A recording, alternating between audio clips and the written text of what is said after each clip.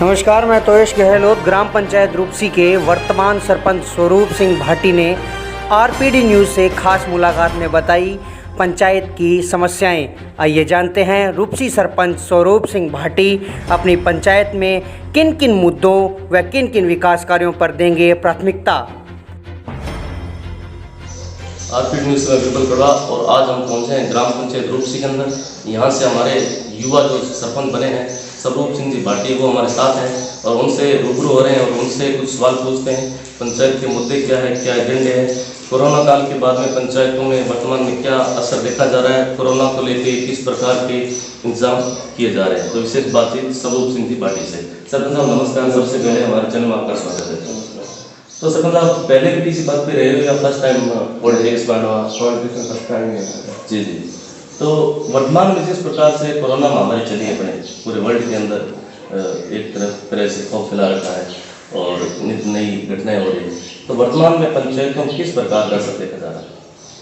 ये पंचायत में जो ये दूसरी लहर थी वो पहली लहर से ज़्यादा ग्रामीण इलाकों में इसका प्रभाव रहा है। जैसे हमारा रूपसी था तो रूपसी भी इसमें ज़्यादा प्रभावित हुआ, तो उसको कंटेनमेंट जोन घोषित किया गया था। उसके बाद भी हमारा जनप्रतिनिधियों ने और गांव के मौजूद लोगों ने मिलकर इस पर कंट्रोल करने की कोशिश की, तो ज़्यादा जनहानि नहीं हुई और हमने तुरंत ही कंट्रोल कर दिया।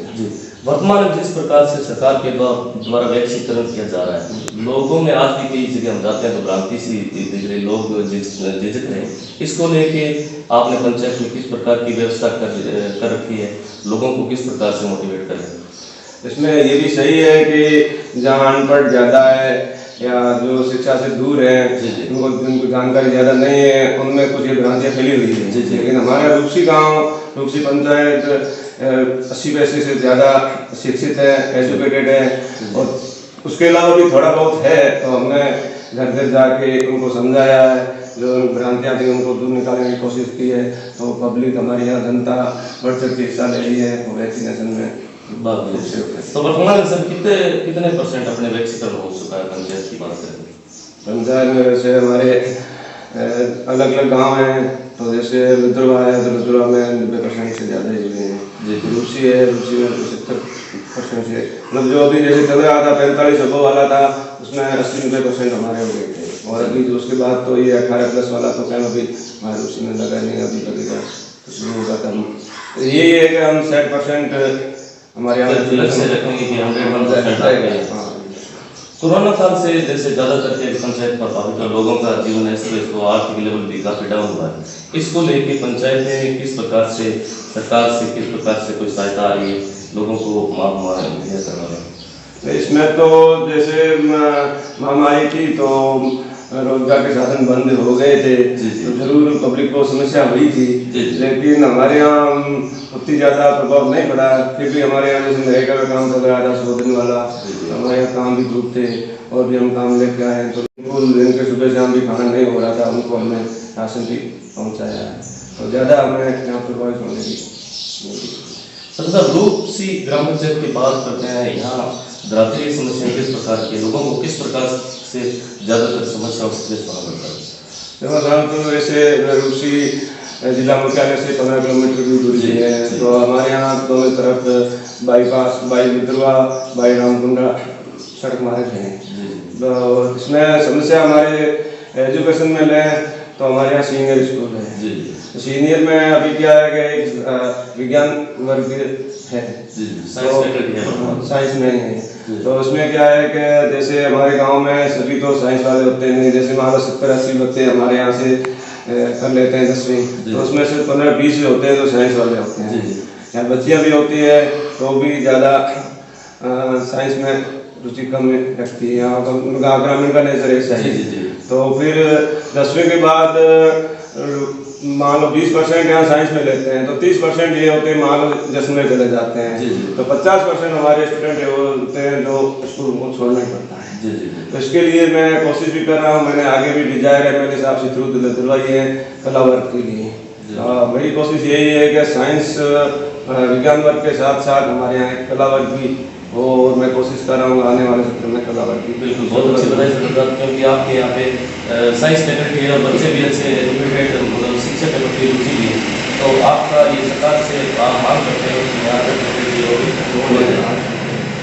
इसके अलावा जैसे यहाँ पर बात करते हैं, क्योंकि यहाँ अभी नॉन कमांड बेल्ट है, गर्मियों का समय है और लोग ज़्यादातर, क्योंकि पेयजल की समस्या एक बहुत बड़ा मुद्दा रहता है, तो पंचायत द्वारा क्या व्यवस्था की गई है और सरकार से क्या मांग करते हैं? नहीं, इसमें तो जैसे पेयजल के बारे में हमारा गांव शहर है, हमारे यहाँ से करीबन 3-4 किलोमीटर पे PHP के ट्यूबवेल लगे हुए हैं। तो यहाँ से पानी की सप्लाई हमें बराबर हो रही, पानी की समस्या अपने गाँव में नहीं होती। और जैसे कोई पहाड़ी इलाके हैं ऊपर जो वहाँ टैंकों से भी सप्लाई कर रहे हैं, और आने वाले टाइम में वहाँ अलग से पहाड़ी इलाके के जी लगवा लेंगे। तो हम बजट के मामले में काफ़ी विकास की दृष्टि काफ़ी पिछड़ गई, इसको लेके क्या कहना चाहेंगे? नहीं, कोरोना काल में भी बजट में तो जो GPTP वाला आता है वो तो ग्राम पंचायत को मिल ही रहा है। जी। नरेगा है, वो भी बजट है जो सिस्टम से मिल रहा है। उसके अलावा जैसे विधायक कोटा होता है या MP कोटा है, MLA कोटा है, तो उसमें क्या उनका बजट फिर वो कोरोना वैक्सीन काल में चला गया, तो गांव में जो मूलभूत सुविधाओं के लिए बजट की जरूरत होती है, वो विधायक है या MP है, सांसद है, वो बजट ग्रामीण गाँव के विकास के लिए नहीं दे सकते। जी। तो उसमें जरूर थोड़ा बहुत फर्क पड़ा ही है। जो उनका बजट आता है वो यहाँ आके चिकित्सा में लग गया है। जी। तो विकास के काम तो रुके ही हैं। जी, सरकार से क्या आशा और विश्वास रखते हैं? सरकार से यही करते हैं कि जैसे मान लो MLA है या सांसद है, उनका जो कोटा दिए से वो चिकित्सा के क्षेत्र में वैक्सीनेशन में ले लेती है, तो पंचायत को अलग से कोई और फंड की व्यवस्था करवाएं, जिसमें जो मूलभूत आधारभूत सुविधाएं हैं उनके विकास में जो फंड की जरूरत रहे वो और न वो बराबर उनको फंड मिलता रहे, तो सरपंच भी गाँव का विकास कर सकते हैं। सर, अपने क्षेत्र की बात करें तो आज भी क्या है कि बाल वय, बहु वय और दहेज प्रथा जैसी कंडीशन अपने देखने को मिलती है, मृत्यु भोज भी एक प्रथा है, तो उसको लेके अपने पंचायत स्तर पे सरपंच के द्वारा क्या प्रयास किए जा रहे हैं? आसपास के क्षेत्रों में किस प्रकार से संदेश कर रहे हैं मृत्यु भोज के लेके, जो अपने यहाँ समाज में व्याप्त बुराई है उनको लेके क्या कहना चाहेंगे? नहीं, वैसे पश्चिमी राजस्थान जिसमें शिक्षा का प्रचार कम है, तो ये बाल विवाह भी है, वो भी हो रहे हैं, विधवा नहीं हो रहे हैं, या दहेज प्रथा भी कुछ है। लेकिन हमारी जो पंचायत है रूपसी, वो एक तरीके से एजुकेटेड शिक्षित है, तो हमारे यहाँ जहाँ तक बाल विवाह की समस्या नहीं आ रही है।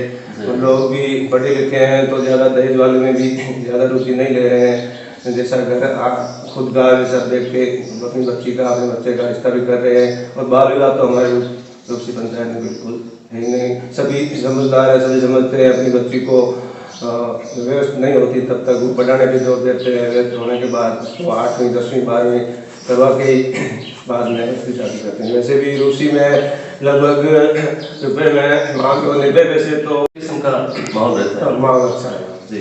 गांव के लोग हैं वो भी कोऑपरेट करते हैं, कोऑपरेट करते हैं, वो भी ज़्यादा से ज़्यादा बच्चियों को पढ़ाने की करते हैं। ऐसा तो है ही नहीं कि रूसी में कम से कम 8वीं या 10वीं बच्ची ने नहीं की हो, चाहे जनरल में राजपूत है, चाहे SC है, चाहे ST है। हमारे यहाँ घूमकर जातियाँ जैसे जोगी भी रहते हैं, तो वो भी अपनी बच्चियों को, बच्चे को पढ़ाते हैं, बच्चियों को भी पढ़ाते हैं।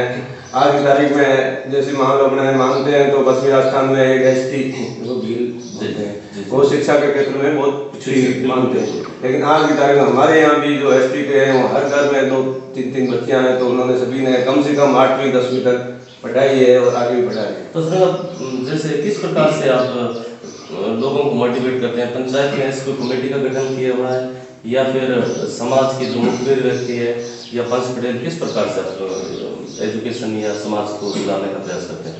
इसके बारे में जैसे हमारे स्कूल में कमेटियाँ बनी हुई थी उनकी, तो वो हम भी हमारी मीटिंग होती रहती है, उसमें हम बुलाते हैं।